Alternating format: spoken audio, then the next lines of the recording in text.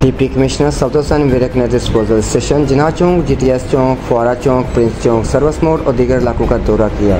DC Gujarat Safdar Hussain Virk ने पानी की निकास के अमल को, डिस्पोजल स्टेशन की इस्तेदाकार और सफाई के सूरत का जायजा लिया। पानी की निकास के लिए तमाम दस्तियाब वसाइल इस्तेमाल किए जा रहे हैं। जल्द शहर से पानी की निकास मुकम्मल कर लिया जाएगा। शहरियों की शिकायत का फौरी अजाला किया जा रहा है। पानी की निकासी के लिए हैवी मशीनरी इस्तेमाल की जा रही है। उन्होंने कहा कि सीवेज लाइनों, नालों, डिस्पोजल स्टेशन की मुसलसल सफाई की जा रही है। म्यूनसिपल कॉरपोरेशन के अफसरान और अमला फील्ड में मौजूद है। तमाम तर मामला की कड़ी निगरानी की जा रही है।